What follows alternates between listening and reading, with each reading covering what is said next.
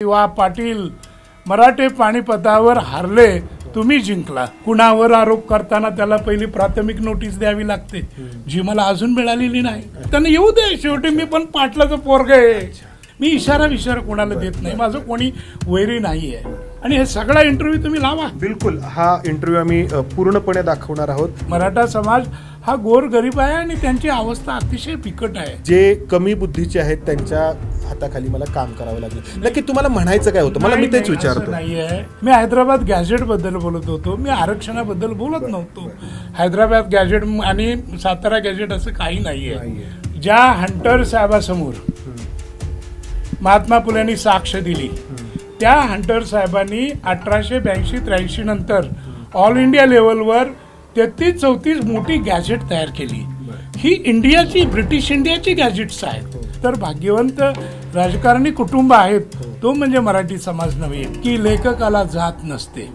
मी कुणी किंवा 3 पॅराग्राफ दाखवले, मी कुणाचे लिफ्ट केलेले आहेत, तरी मी लेखणी सोडेन. तुम्ही 2 पानं दाखवा, खोटे आरोप करू नका. तुम्ही साहित्य संमेलनाचं अध्यक्ष व्हायलाच पाहिजे यासाठी मी महत्वाकांक्षी कधीही नव्हतो. मी त्यांना नम्रपणे सांगितलं की हे माझं लिहायचं वय आहे, हे अध्यक्ष व्हायचं वय नाही. विश्वास पाटील यांची लेखक म्हणून लोकप्रियता मागील 4 दशकं कायम आहे. कोणालाही हेवा वाटेल अशी एका लेखकाला लाभलेली ही लोकप्रियता आणि याच लोकप्रियतेवरती आरूढ होऊन विश्वास पाटील सातारा इथं होणाऱ्या 99व्या अखिल भारतीय मराठी साहित्य संमेलनाचे अध्यक्ष म्हणून निवडले गेलेत.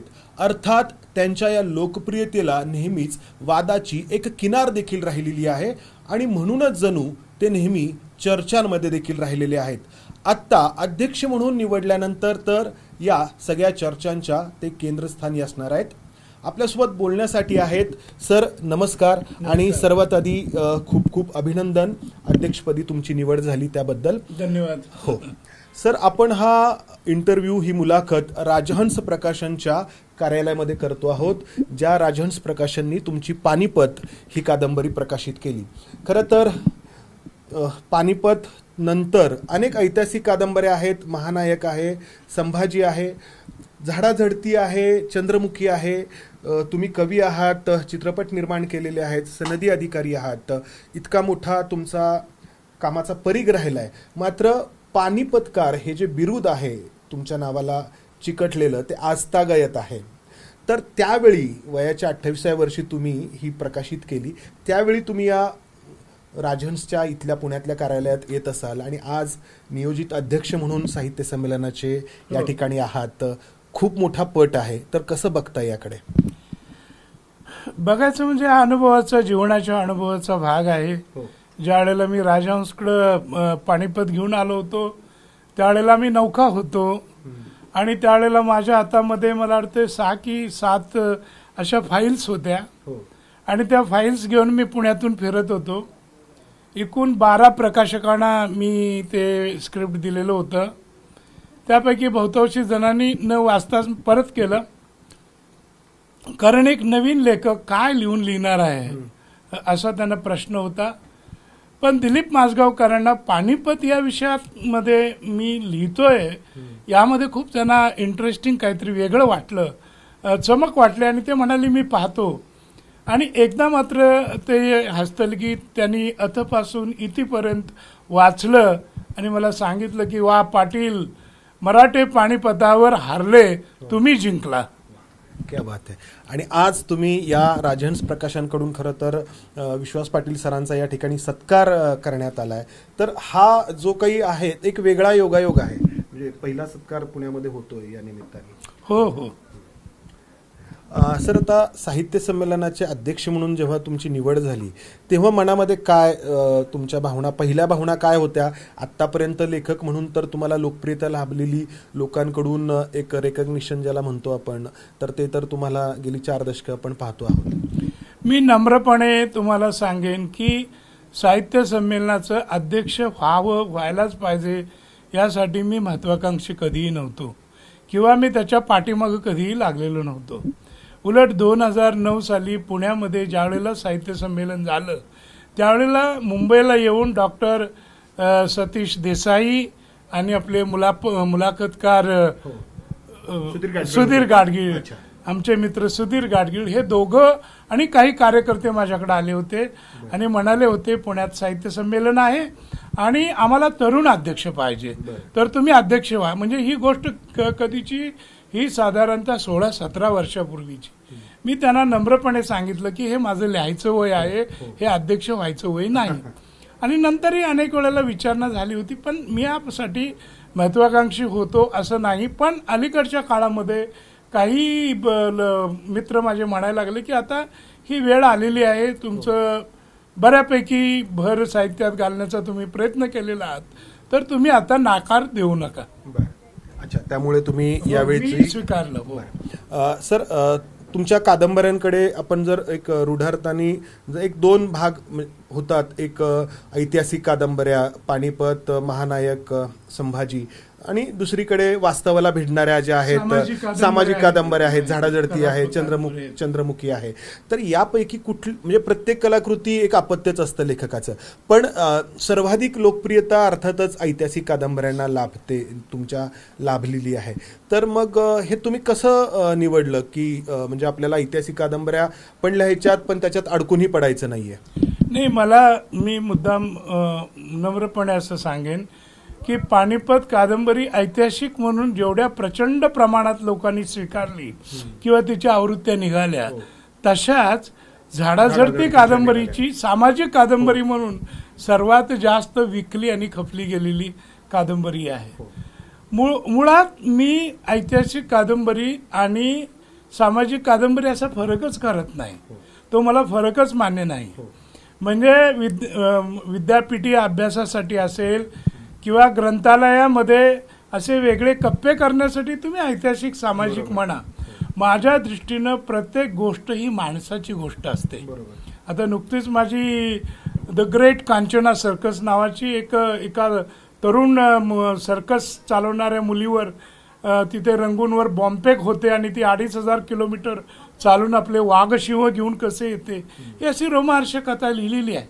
त्याच्याकडे कोणी साहसी कथा म्हणेल, तर साहस कथा, भयकथा, ऐतिहासिक कथा असा माझ्या दृष्टीनं कुठलाही फरक नाही.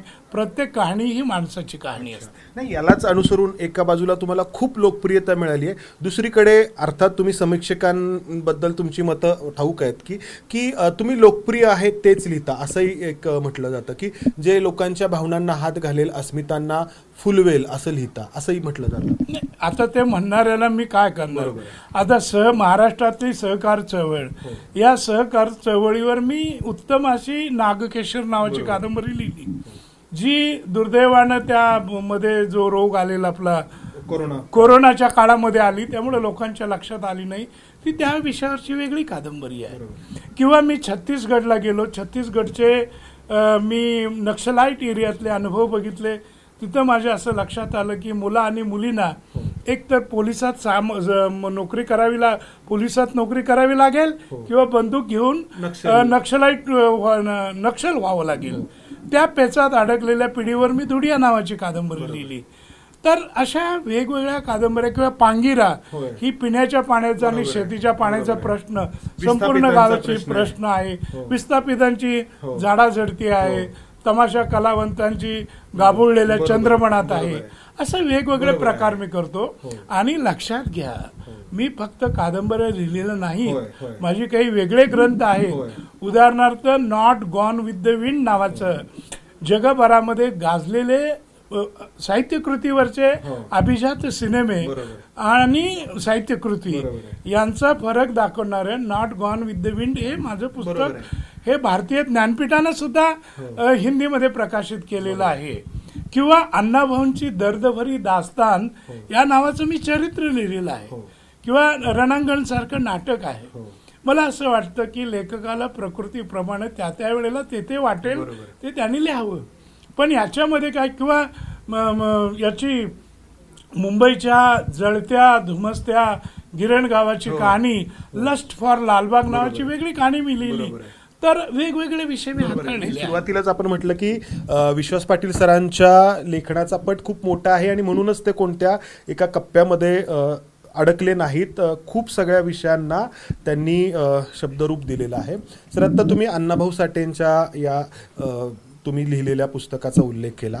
नुकतंच एक तुमचं वक्तव्य चर्चेमध्ये होतं आरक्षणाच्या संबंधात. तुम्ही एका मुलाखतीमध्ये म्हटलं होता की जे कमी बुद्धीचे आहेत त्यांच्या हाताखाली मला काम करावं लागलं. नक्की तुम्हाला म्हणायचं काय होतं? मला मी तेच विचारतो. नाही आहे की शेतकरी समाजाचा जो दाखला दिला जातो तसे इतर राज्यातले काही कृषक समाजातून आलेले ज्यांचा दलित किंवा पददलित यांच्याशी काही संबंध नव्हता, शेतीवाडीवर काम करणारे 2 अधिकारी माझ्या जीवनात आले. मी माझं उदाहरण सांगत होतो.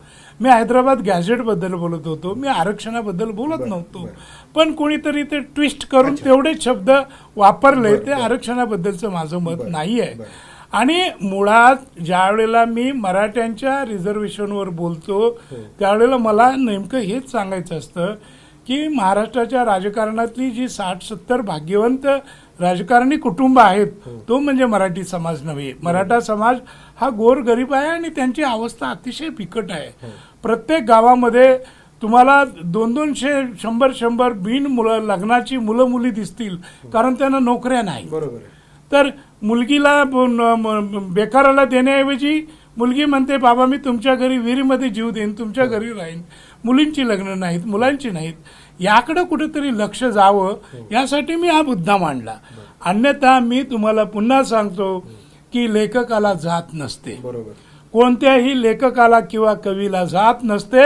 लेखक आणि कवीला धर्म असतो आणि तो धर्म म्हणजे मानवतेचा धर्म. आणि माणुसकीच्या दृष्टिकोनातून आपण साहित्याकडे बघायचं. म्हणजे आरक्षणाला काही तुमचा विरोध नाहीये, म्हणजे त्या वक्तव्यातून काही लोकांना जो तसा अर्थ काढला. आरक्षणाला विरोध असायचं कारण नाही. फक्त महाराष्ट्रातल्या शेतीवर काम करणाऱ्या तमाम मराठा वर्गाकडे बघताना ते सगळे प्रत्येकाच्या घरात जणू काही शुगर फॅक्टरी आहे, प्रत्येकाच्या घरात काही जणू काही दारूचे कारखाने आहेत किंवा शिक्षण संस्था आहेत, असं काही नाही आहे. अशी काही गरिबी आहे, शिक्षणाचे प्रश्न आहेत, गंभीर आहेत. सर आता यालाच धरून मग जी हैदराबाद गॅजेटची जी काही अंमलबजावणीची मागणी होते त्याबद्दल नक्की तुमची भूमिका काय? असं वाटतं की आपण साहित्यावर. ठीक आहे, साहित्यावरती नाही सर. काय आहे, तुम्ही साहित्यिक आहात पण आजूबाजूच्या अनेक घटकांशी तुम्ही निगडीत आहात म्हणून. पण ठीक आहे, म्हणजे आरक्षणाबद्दल नको म्हणताय तुम्ही, म्हणजे याबद्दल नाही. जे बोलायचं ते मी बोललेलो आहे आणि ते लोकांच्या समोर आहे. त्यामुळे परत आता काय बरं. साहित्यावरतीच बोलताना सर तुमचे सख्खे बंधू तुमच्यावरती आरोप करत आलेले आहेत, सुरेश पाटील. तर त्या आरोपांबद्दल तुम्हाला काही बोलावंसं वाटतं? काय आरोप केले? तो कुठल्याही माझ्या नातेवाईकांनी काय आरोप केलेत? तुम्ही आता समजा लोकसत्तेनं छापलं, याच लोकसत्तेमध्ये वसंत कानेटकर यांनी पान भरून लेख लिहिला की 100 वर्षामधली सर्वोत्कृष्ट कादंबरी म्हणजे महानायक. ही त्याने लिहिलं. बरोबर.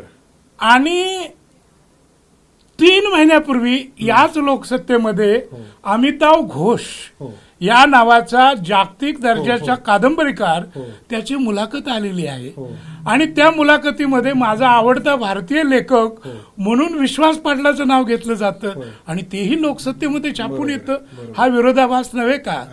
मी असं म्हणेन, नम्रपणे महाराष्ट्रापुढे म्हणेन की जो माझ्यावर वाङ्मय चौर्याचा आरोप करणारा लेख पुन्हा छापावा. अच्छा. त्या छापलेल्या लेखामध्ये कुठल्याही पॅरेग्राफमध्ये मी कुणाची कॅरेक्टर किंवा कुणापासून काही उचललेलं आहे.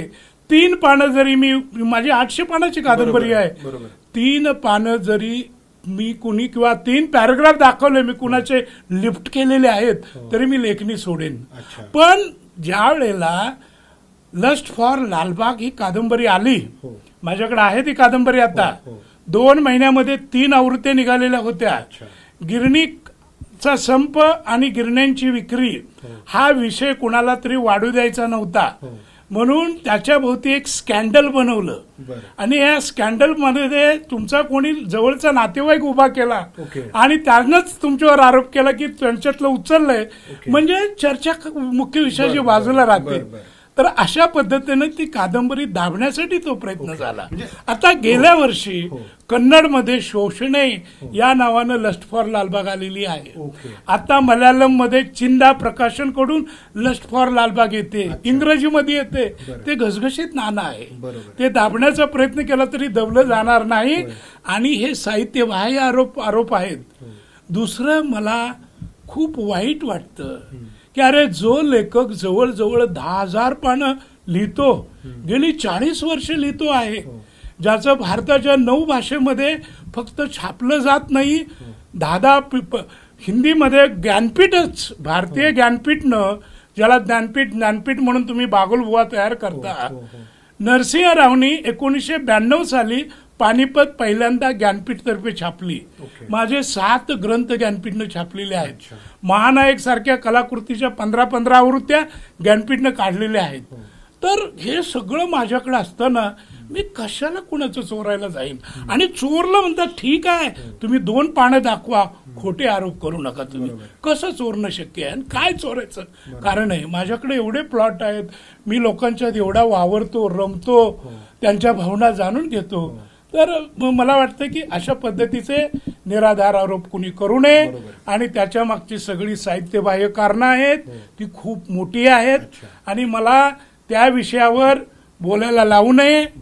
कारण कुठलीही मुंबईतली जरी प्रॉपर्टी असली तरी समुद्राकाठच्या प्रॉपर्टीचा किती भाव असतो आणि तिकडे नवी मुंबई मोप्याकडे किती भाव असतो हे सगळं मला माहिती आहे ना. तर तुम्ही जास्त खोलात जाऊ नका आणि व्यक्तिगतरित्या आमच्यावर आरोप करण्याचा प्रयत्न करू नका. आणि मी भरविणीतला माणूस आहे, त्यामुळं सरकारी सवलतीनं दिलेल्या जमिनी, न दिलेल्या सवलती, त्याच्या अटी शर्ती, हे सगळं मला कळतं बरं का. बरोबर आहे. एका अर्थाने तुम्ही इशाराच देता, जे आरोप करताय इशारा नाही, तुम्ही परत त्याच मुद्द्यावर. आणि तुम्ही कशाला दाबता? तुम्हीच एका बाजूनं एक पान भरून माझ्यावर लिहिता आणि दुसऱ्या बाजूनं मी इशारा कोणाला देत नाही. माझं कोणी वैरी नाही आहे. आता काय आहे की दुर्दैवानं माणसाचं असं होतं, अण्णाभाऊंच्या वारणा काठावरचा मी माणूस आहे आणि वारणेच्या खोऱ्यातनं मी मोठा झालो. आता वारणेच्या खोऱ्यातल्याच काही प्रवृत्ती येऊन माझ्या विरोधात वर्षानुवर्ष ते एवढ्या यानं प्रयत्न करत होते, मला माहिती नव्हतं ना. मी जूनमध्ये रिटायर होतो, त्या कोणी आमच्या भागात पत्रकार म्हणून काम करणाऱ्या लोकांना कुठून तरी बातमी लागते की जूनमध्ये हा ग्रस्त रिटायर झाल्यानंतर जुलै ऑगस्टमध्ये कुठला तरी पक्ष याला मोठं पद देणार आहे आणि त्यासाठी मी निवृत्त झाल्यावर माझी ठरवून बदनामी केली जाते. ती सुद्धा एखाद्या दुसऱ्या वर्तमानपत्राकडून होत असेल तर तो काय माझा गुण आहे का? मानवी प्रवृत्ती आहे. आणि हे सगळा इंटरव्ह्यू तुम्ही लावा. बिलकुल, हा इंटरव्ह्यू आम्ही पूर्णपणे दाखवणार आहोत, याची मी तुम्हाला खात्री देतो. सर, आता आपण साहित्याच्या बद्दलच बोलतो, पण मलाही पत्रकार म्हणून आजूबाजूला जे जाणवतं की महाराष्ट्राची सामाजिक वीण उसवते, खूप सगळा विखार आपण पाहतो आहोत.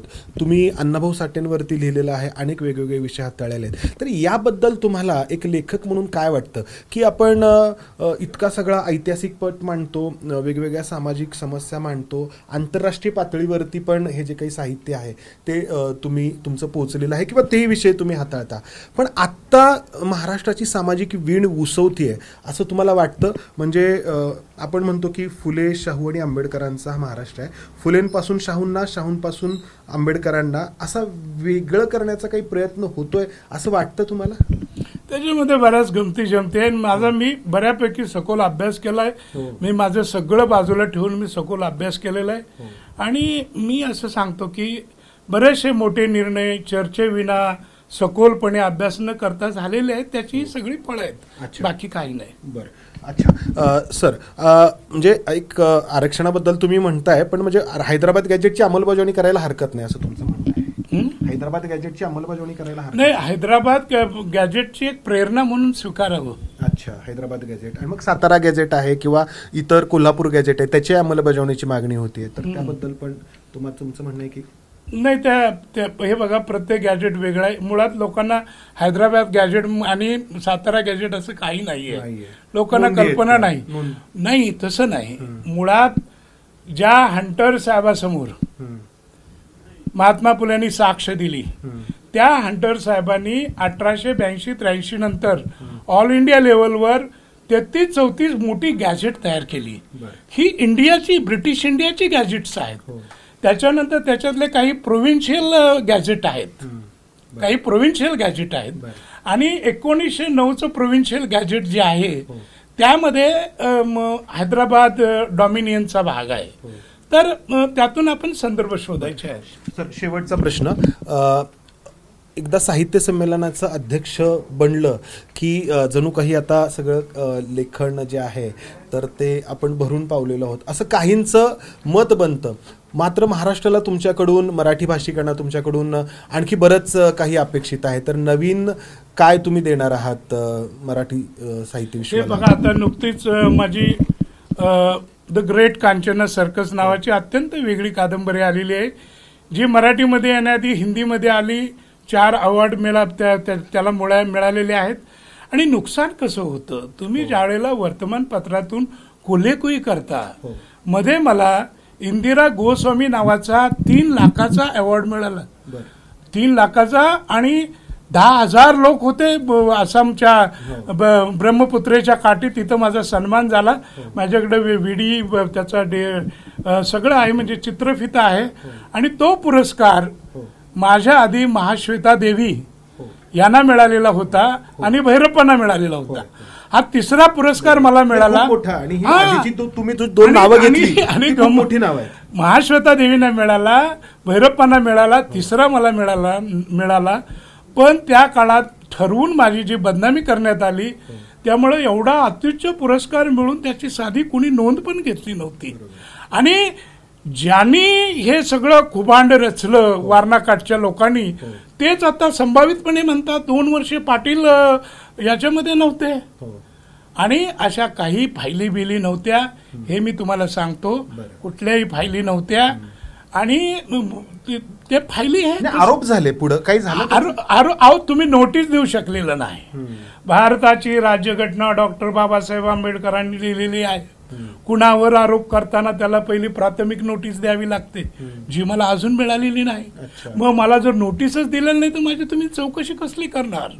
आणि फायली तुम्ही हे कसं काय 36 फायली 400 फायली, हा तुम्ही निर्माण केलेला काही मंडळींनी फुगा होता, तो फुटला. त्यात काही नसल्यामुळे काही मिळणारच नव्हतं. अच्छा सर, खरंच शेवटचा प्रश्न. आता हे सगळं होतंय, तुम्ही नियोजित अध्यक्ष बनलेला आहात, या निमित्ताने विरोध पण सुरू झालाय. तो याचाच भाग आहे असं तुम्ही म्हणाल का, की काही संघटनांनी तुमच्यावरती काही आरोप केलेले आहेत? म्हणजे मधलं हे जे काही तुमचं वक्तव्य होतं, आपण त्याच्यावरती बोललो आरक्षणाशी संबंधित. हे बघा, मी परवामध्ये गेल्या आठवड्यात सांगितल्याप्रमाणे माझ्या पाठीशी लागलेले खलनायक जे आहेत, त्यांनी मध्ये 3री माणसं माझ्या नातेवाईकांच्या खांद्यावरनी वगैरे बंदुका ठेवल्या, ते माझ्यावर धावून आले.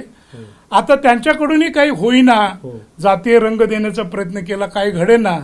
म्हणून विंगेतून खलनायक आता स्टेजवर यावं लागले. त्यांना येऊ दे, शेवटी मी पण पाटलाचं पोरग आहे. मी पण बहादुरी आहे, लेखना पण बहादुरी आहे, आणि वैचारिक सुद्धा आमचं हे आहे. आणि याने आम्हाला शिकवू नये ना, तू कोण डावे आणि कोण उजवे हे कोण शिकवणार आम्हाला? कोल्हापूरवरनं कोणतरी येतो, स्वतःला विचारवंत म्हणतो आणि स्वतःला डावा म्हणतो. अरे, डावे स्वातंत्र्याच्या चळवळीत माझे वडील लढलेले आहेत, संयुक्त महाराष्ट्राच्या चळवळीत, शेतकरी कामगार पक्षाच्या आंदोलनात आम्ही मार खाल्लेला आहे. आमच्या रक्तात आहे ना डावं उजवं, तुम्ही नका ठरवू. पण तुम्हाला सांगतो, कुठलाही लेखक किंवा कलावंत हा डावा नसतो किंवा उजवा नसतो, तो माणसांची कहाणी सांगतो. म्हणजे I am not right, I am not left, I am not left, I am not right, but I am upright. एवढं मी तुम्हाला सांगेन. धन्यवाद सर, आणि तुमच्या या पुढच्या वर्षभराच्या अध्यक्षपदाच्या कारकिर्दीसाठी तुम्हाला खूप खूप शुभेच्छा. विश्वास पाटील यांनी अगदी त्यांच्या शैलीमध्ये त्यांचं म्हणणं मांडलं, आणि त्याचबरोबर त्यांची व्यथा देखील त्यांनी बोलून दाखवलेली आहे. साहित्य संमेलन जवळ येत आहे, आणि हे सगळं आपण या साहित्य संमेलनाच्या निमित्ताने आणखी पाहत जाणार आहोत. कॅमेरामन विजय राऊतसह मंदार गोंजारी, एबीपी माझा, पुणे. एबीपी माझा, उघडा डोळे बघा नीट.